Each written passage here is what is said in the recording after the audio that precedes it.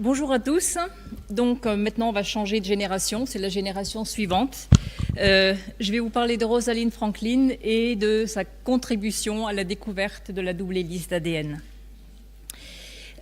Juste pour vous rappeler, hein, l'ADN, ce sont les molécules dans lesquelles sont inscrits le message génétique.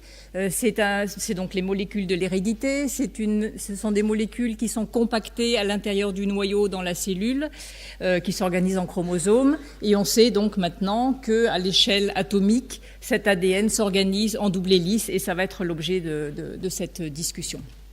Alors, juste pour vous dire qu'entre cette échelle atomique et l'échelle microscopique du chromosome, il y a tout un intermédiaire d'organisation, et il y a encore beaucoup d'investigations actuellement pour comprendre ces intermédiaires d'organisation et pour comprendre la dynamique de cette organisation. Donc ce sont des molécules qui sont extrêmement importantes au niveau de la division cellulaire, pendant laquelle se fera la duplication de l'information génétique, c'est la réplication d'ADN en ADN. Et puis ensuite, le message génétique contenu dans l'ADN doit être exprimé, donc il y a une phase de lecture, une phase de décodage qui va mener à la synthèse des protéines. Donc regardons d'un peu plus près cette double hélice, vous la voyez ici, donc elle est formée de deux brins d'ADN antiparallèles, tous les deux hélicoïdaux, et ces deux brins sont reliés par ce qu'on appelle les bases, et on voit ici un peu plus précisément donc les brins eux-mêmes qui sont formés d'une série de phosphates et de sucres qui sont le déoxyribose, et sur les sucres sont greffées les bases. Il y a 4 types de bases, la guanine, l'adénine, la thymine et la cytosine. Oui, il y a un truc qui ne va pas très bien dans la... Ah oui, non. C'est juste l'ajustement de la présentation, mais bon, on va faire avec. Oui, il ne marche pas très fort. D'accord, merci. Je vais juste éponger.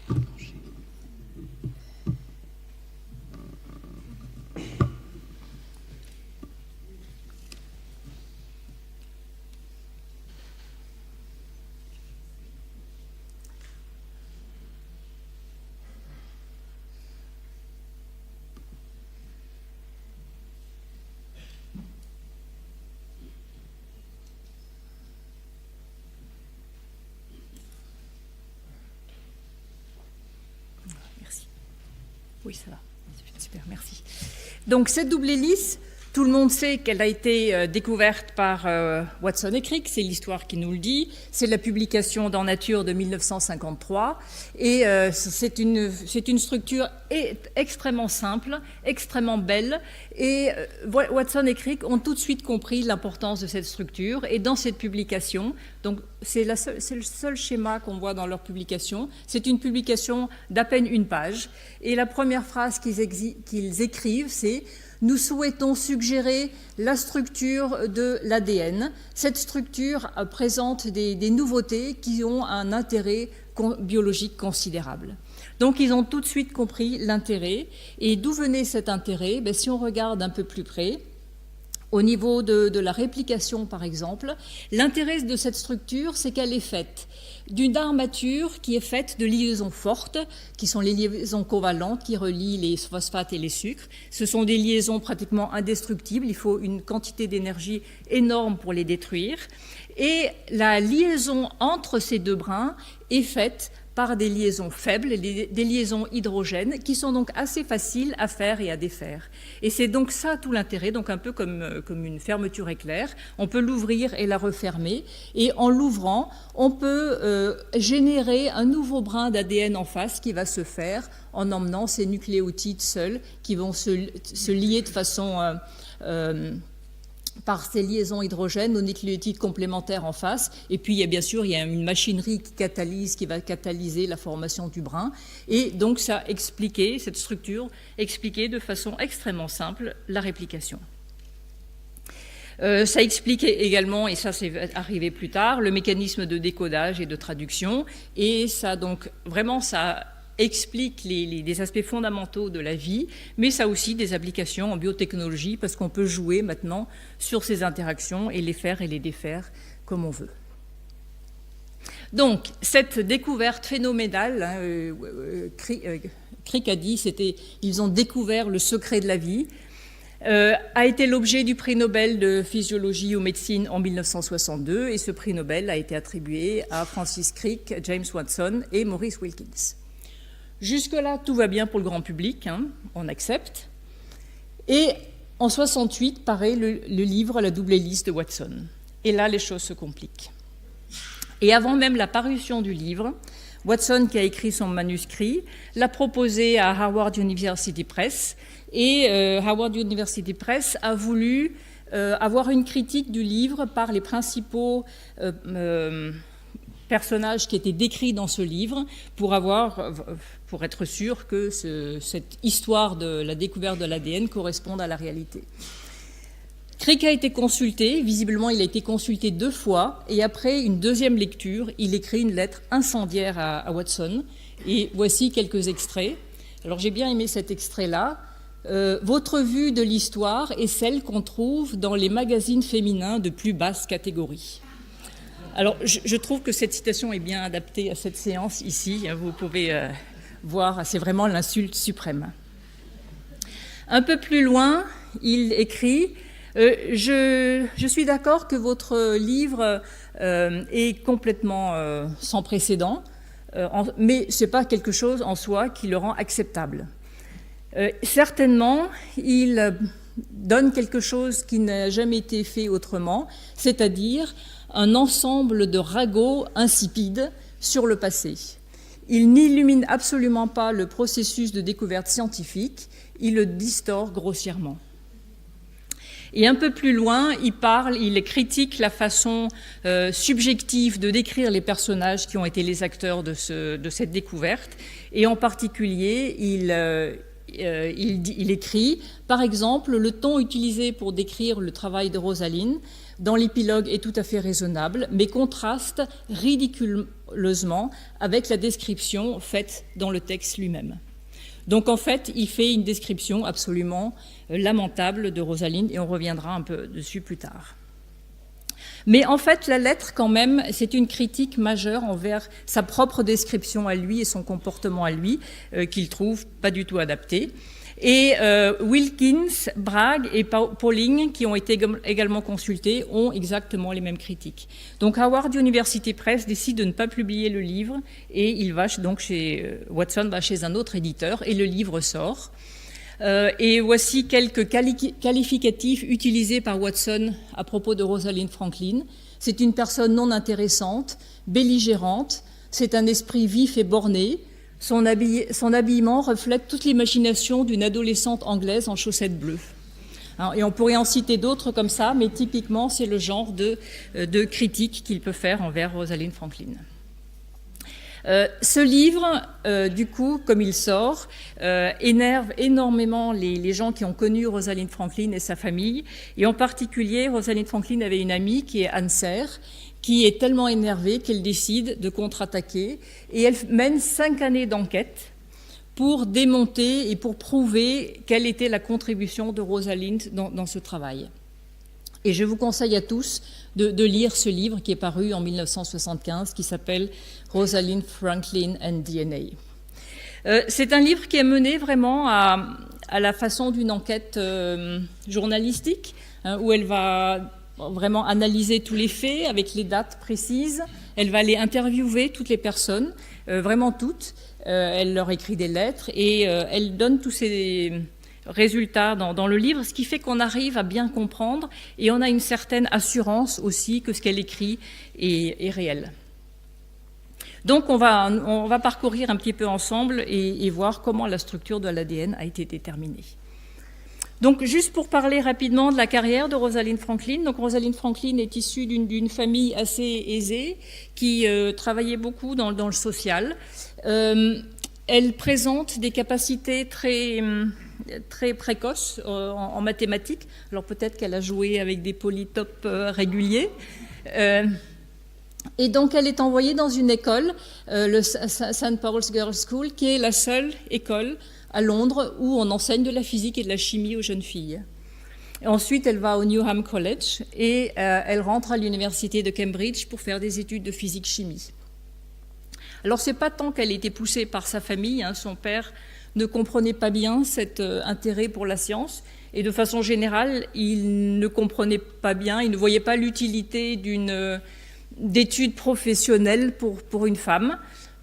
Qu'elle fasse des études pour avoir une bonne éducation, ça c'était une chose, mais typiquement, la carrière ou la vie qu'il imaginait pour sa fille, c'était du bénévolat pour des œuvres sociales.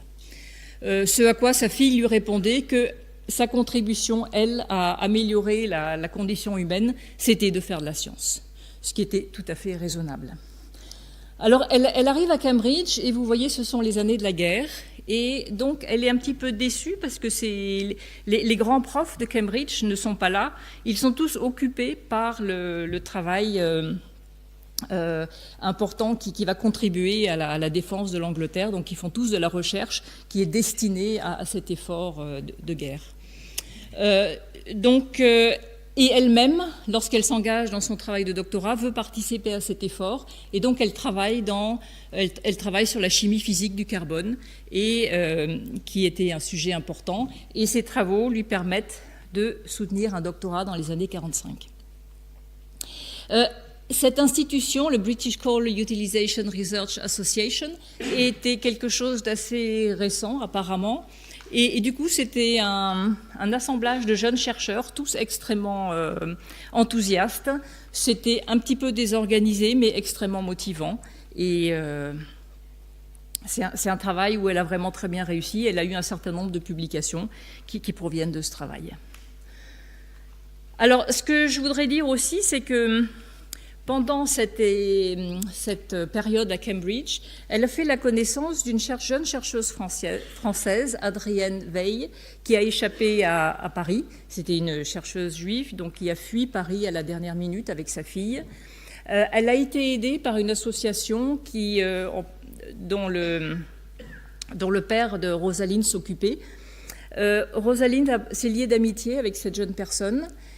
C'était une chercheuse, donc elles s'entendaient bien, elles avaient un peu les mêmes visions sur la recherche, et surtout Rosalind en a profité pour apprendre le français. Et donc quand elle a fini son doctorat, elle était intéressée à faire un séjour en France, donc elle a recontacté Adrienne qui entre-temps était revenue en France, et c'est ainsi qu'elle a pu passer 3 années. Elle a obtenu un financement pour travailler au laboratoire central des services chimiques de l'État à Paris avec Jacques Mérin, et elle avait pour collègue Vittorio Luzzati, dont certains d'entre vous ont peut-être connu, avec qui elle a été très amie. Certains disent que c'était probablement les années les plus heureuses de sa carrière. Elle a vraiment apprécié cette période relativement libre, de travail dans un climat collégial, avec des collègues qui sont devenus des amis, avec qui elle pouvait échanger, débattre de façon vive. Ceux qui connaissent Vittorio Luzzati savent ce que ça veut dire. Donc elle avait du répondant, et vraiment c'était des années très fortes pour elle. Alors ensuite, il a fallu qu'elle fasse un choix. Elle avait la possibilité de rester sur Paris. Sur Paris, elle continue à travailler sur des microstructures de graphite, mais elle avait compris que l'avenir, c'était de travailler sur la structure des molécules biologiques. Et visiblement, en France, ce n'était pas forcément là que ça se passait. C'était plutôt en Angleterre. Elle a demandé conseil à Dorothy Hodgkin, qui était une des personnes un peu plus âgée qu'elle, qui travaillait sur la structure des protéines, qui lui a dit « c'est le moment ou jamais de revenir ». Et c'est ainsi qu'elle arrive à King's College à Londres, où elle va passer 2 années et demie. Et c'est de cette période dont on va parler un peu plus tard. Et puis après, elle ira à Birkbeck, qui était l'endroit où ça se passait vraiment, la structure des protéines et des molécules biologiques se faisait. Et là, elle a travaillé sur les virus avec, plus tard, Aaron Klug. Donc, revenons à cette période à King's College. Alors, on va décrire un peu les protagonistes principaux pour mieux comprendre. Alors, une chose remarquable, c'est que le MRC, le Medical Research Council, avait fondé en 1946 un département de biophysique. Ça, c'est quelque chose d'assez remarquable, parce que la biophysique, à l'époque, qui est à mi-chemin entre la physique et la biologie, n'existait pas. Et c'est toujours très difficile à développer des choses en biophysique. même de nos jours. Ce labo était dirigé par John Randall, qui était un physicien renommé. Et il y avait déjà un chercheur en place, Maurice Wilkins, qui travaillait sur l'ADN, qui cherchait à comprendre la structure de l'ADN. Et donc Rosalind Franklin a joint ce labo en 1951. Il y avait un étudiant en thèse qui était en place, Raymond Gosling, et Randall a décidé qu'il allait passer sous la supervision de Rosalind Franklin. Et donc tout de suite, on voit qu'il y a eu un problème dans la définition du rôle des deux chercheurs dans cette équipe. Randall a écrit une lettre à Rosalind Franklin pour lui dire « Ce sera votre rôle de développer le diffractomètre rayon X parce que l'équipement qui était là était complètement pas adapté pour la structure de l'ADN. Et donc la partie expérimentale de l'ADN, c'est sous votre responsabilité. » Gosling n'a jamais été au courant de cette lettre. Il l'a vue des décennies après. Donc, c'est quand même, ça pose problème. Gosling, qui était, pardon, j'ai dit Gosling, c'était Wilkins n'a pas vu cette lettre, il l'a vue des décennies après. Donc, par contre, Wilkins a toujours pensé que Franklin était là pour être son assistant pendant ses manips.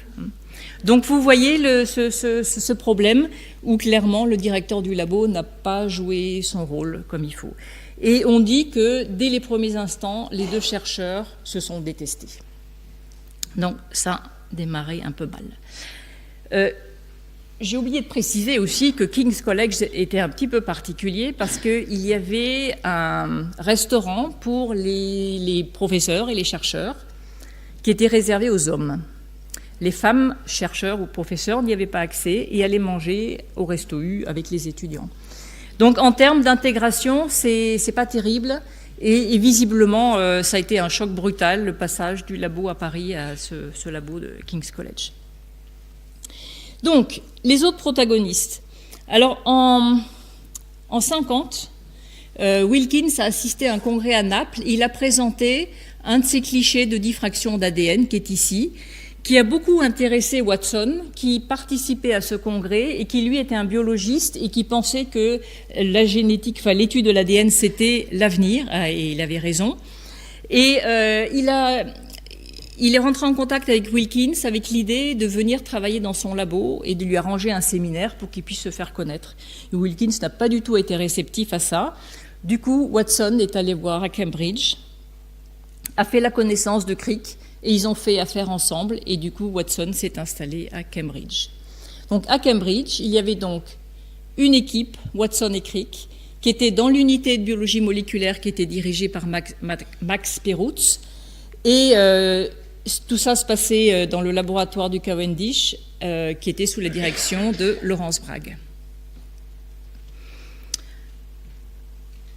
Il faut savoir aussi qu'il y avait des compétiteurs. Il y avait un compétiteur aux USA qui était très sérieux, Linus Pauling, qui était un chimiste excellent. Donc, Rosalind Franklin s'installe en janvier 1951 et les premiers mois met en place des appareils de diffraction avec les caméras appropriées pour étudier des échantillons d'ADN. Ça, elle a appris ça, c'est la partie cristallographique, elle a appris ça à Paris. Et elle avait appris aussi, en tant que physico-chimiste, avec les différents échantillons sur lesquels elle a travaillé, que l'hydratation des échantillons était extrêmement importante. Et donc, elle a vraiment réussi à maîtriser l'hydratation des échantillons, et c'est comme ça qu'elle a trouvé qu'il y avait deux formes d'ADN, une hydratée, qui donne ce cliché de diffraction ici, et une forme plus sèche qui donne ce cliché de diffraction-là, qui correspondent en fait à deux formes d'ADN. Et bien souvent, les clichés qui avaient été présentés par le passé étaient probablement un mélange de forme A et de forme B, et donc tout à fait ininterprétable. Alors ensuite, il se trouve que Rosalind Franklin donne un séminaire en novembre 1951, et il y a un rapport écrit qu'elle elle-même a écrit et tapé à la machine, qui est daté de février 1952, qui est relié à ce séminaire, et dans lequel elle décrit tous ces clichés de diffraction. Elle décrit que la forme B a une forme hélicoïdale, qu'elle est faite probablement par plusieurs chaînes, 2, 3 ou 4, que les phosphates sur cette chaîne sont vers l'extérieur, ça elle l'a vu par les intensités des tâches de diffraction, et que ces phosphates dirigés vers l'extérieur vont certainement pouvoir interagir avec des protéines. Crick, qui était au courant de ce séminaire, avait envoyé Watson pour y assister. Et Watson relate dans son livre de la double lisse que il y assiste, mais il a oublié de prendre des notes. Il était un peu distrait, il lisait son journal. Et en fait, il se fait des commentaires sur la coupe de cheveux de Rosaline. Effectivement, elle n'est pas si vilaine, mais si elle faisait un petit effort et qu'elle changeait de coiffure, si elle enlevait ses lunettes et si elle s'habillait un peu mieux, ça serait quelqu'un de potable. Donc voilà le niveau d'intérêt de Watson. Crick, plus tard, regrette de ne pas avoir été lui-même à ce séminaire parce qu'il y avait déjà toutes les premières informations importantes. Et fin 51, Watson et Crick proposent un premier modèle de double hélice. Alors eux faisaient de la pure modélisation sur des concepts stéréochimiques. Et dans cette modélisation, ils se plantent complètement. Ils mettent les phosphates à l'intérieur de la double hélice. Ils sont très fiers de leur modèle. Et Bragg invite Rosalind Franklin à venir voir le modèle. Et dès qu'elle voit le modèle, elle dit non, c'est pas possible, c'est pas ça, c'est complètement faux. Et Bragg est tellement, il se sent assez humilié par cet épisode, et il a interdit à Watson et Crick de continuer de travailler sur la structure de l'ADN. Et d'ailleurs, il faut dire au passage qu'il y avait un accord entre ces deux labos, que la partie ADN se faisait à King's College et pas à Cambridge. Donc cet accord, de toute façon, tout le monde s'asseyait dessus. En parallèle, Pollock a fait une autre proposition. Il propose une triple hélice, donc ce qui était aussi faux.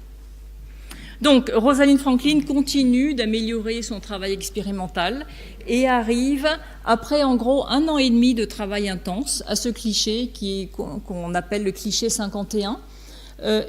Il faut dire que pour obtenir ce cliché, c'est 100 heures d'exposition sur le diffractomètre. Et à partir de là, c'est un cliché typique d'une hélice.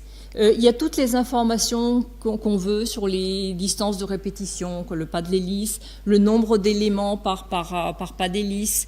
Elle a une information sur la symétrie qui lui permet de dire qu'il y a 2 brins antiparallèles. Comme je l'ai déjà dit, l'intensité des tâches lui permet de dire que les phosphates sont orientés vers l'extérieur et donc les bases vers l'intérieur. Et donc là, vraiment, toutes les bases sont jetées pour arriver à la structure. Alors, qu'est-ce qui s'est passé ensuite ? En décembre 1952, il y a une visite d'un comité de biophysique du MRC à King's College. Ça, ce sont des visites assez standards dans le milieu de la recherche. C'est une visite de conseillers qui viennent voir comment se passe la recherche et est-ce qu'on peut améliorer, etc. Et comme ça se passe toujours, il y a un rapport écrit, donc Randall donne ce rapport à tous les membres du comité, et comme toujours, c'est un rapport qui reste confidentiel parce que c'est des choses qui ne sont pas encore publiées. Donc dans ce rapport confidentiel, il y a tous les détails des travaux de Rosalind Franklin. Un des membres de ce comité de biophysique est Max Perutz, qui est le patron de Watson et Crick.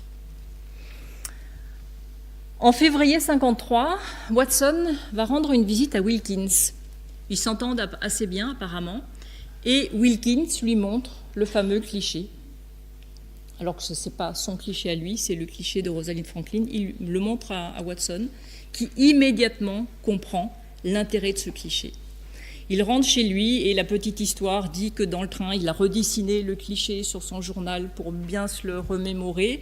Mais surtout, en rentrant, ils savent que Perutz a ce rapport, ils lui demandent le rapport, et là, il y a tous les détails, tous les chiffres des dimensions de cette hélice qui sont écrits. Et à partir de là, donc autre information aussi, c'est que on a retrouvé des lettres de Wilkins à Watson, en particulier une en 1952, qui montre que Wilkins transmettait régulièrement les données de Franklin à Watson, sans qu'elle le sache. Donc, à partir de ce moment-là, donc en l'espace de 2-3 semaines, Watson et Crick travaillent comme des fous pour arriver à ce modèle-là. Il bénéficie au passage d'autres contributions, en particulier Jerry Donohue, qui était un chimiste théoricien qui a corrigé l'appariement des bases pour que ça soit compatible avec les distances expérimentales. Parce que quand vous mettez une adénine en face d'une thymine et une cytosine en face d'une guanine, il faut que chaque fois les distances permettent l'espacement régulier de ces deux brins pour former la double hélice. Donc ils arrivent à ce modèle. Alors je voudrais faire une petite parenthèse sur une autre personne, qui est Erwin Chargaff, qui lui a publié dans Nature en 1950 que le ratio adénine sur thymine et cytosine sur guanine sont toujours proches de 1, quels que soient les organismes. Donc ça, c'était une information importante qui montrait déjà que adénine et thymine, et cytosine et guanine vont par paire. Et c'est exactement ce qui se passe dans cette structure en double hélice. Donc Chargaff, la découverte de Chargaff a également contribué à cette modélisation.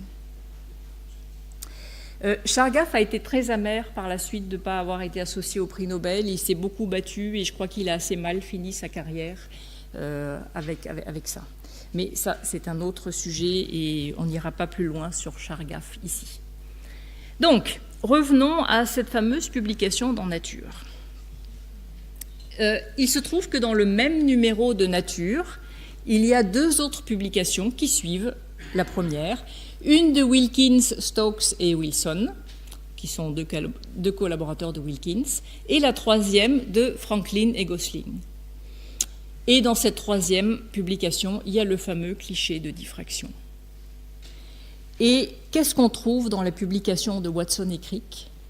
Ils écrivent la chose suivante. Les données de rayons X publiées précédemment, et là ils réfèrent à un travail plus ancien de Wilkins et d'un autre chercheur, sur l'ADN, ces données sont insuffisantes pour tester rigoureusement notre structure. Autant qu'on puisse le dire, notre modèle est compatible avec les données expérimentales, mais notre modèle doit être considéré comme non prouvé tant qu'il n'a pas été testé contre des résultats plus précis. Certains de ces résultats sont donnés dans les communications suivantes. Nous n'étions pas au courant des détails de ces résultats présentés ici quand nous avons modélisé notre structure, qui a été faite entièrement par des données, à l'aide de données non publiées, des données expérimentales non publiées et des considérations stéréochimiques. Donc, qu'est-ce qu'ils nous disent? Ils nous disent qu'ils ont eu accès aux données non publiées, qu'ils ont plus ou moins eu sans la permission de Rosalind Franklin. Elle n'était pas au courant que ces données avaient été transmises. Et ils disent, oui, notre structure, oui, elle est prouvée par les données, par la communication qui suit. Mais quand vous avez 2 publics qui apparaissent en même temps dans Nature, ça veut dire qu'il s'est passé quand même quelque chose avant. Alors, ce qui s'est passé, c'est qu'en fait, quelque part, les patrons des labos ne devaient peut-être pas avoir complètement bonne conscience et Bragg et Randall ont probablement rencontré l'éditeur de Nature pour arriver à cet agrément que les 3 papiers sortiraient en même temps. Et donc le fameux cliché 21, c'est le seul élément expérimental qui prouve que la double hélice est vraie. Tout le reste a été imaginé par Watson et Crick de façon très intelligente, mais reste de la modélisation. Juste pour continuer sur la vie de Rosalind, la vie pour elle à King's College était très difficile, comme vous avez pu le voir, cette mésentente avec son collègue Wilkins, cette non-intégration. et elle décide de changer de laboratoire. Elle rejoint le laboratoire de Bernal à Birkbeck College, où elle trouve un labo très international, avec une ambiance complètement différente. Elle s'entend très très bien avec Aaron Klug, et elle travaille avec lui sur la structure de la mosaïque du tabac, sur la structure du virus de la mosaïque du tabac. Malheureusement, Rosalind Franklin meurt d'un cancer très jeune, à l'âge de 37 ans, donc en 1958. La suite de l'histoire, on l'a déjà vu. 1962, le prix Nobel, qui est attribué à Watson et Crick et à Wilkins, donc la personne qui était dans le même labo que Rosalind Franklin. Ni Watson ni Crick ne citent Rosalind Franklin pendant leur discours du prix Nobel. Wilkins l'évoque un petit peu. Donc elle est complètement oubliée. Et c'est Aaron Klug qui va faire un travail phénoménal à retracer tous les cahiers de labo de Rosalind Franklin, analyser ces cahiers de labo et montrer vraiment à quel stade elle était arrivée au moment de la publication de 1953.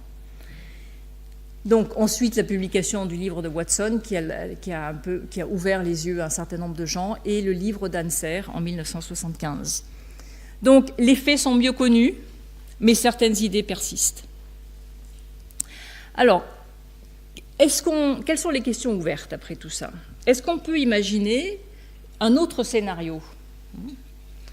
L'autre scénario, c'est que les deux équipes s'allient pour aller plus vite que Pauling. C'était un peu l'Angleterre contre les États-Unis. L'autre scénario, c'est que les deux labos ne communiquent pas du tout, et ne se piquent pas les données. À ce moment-là, qui aurait publié le bon modèle et en combien de temps?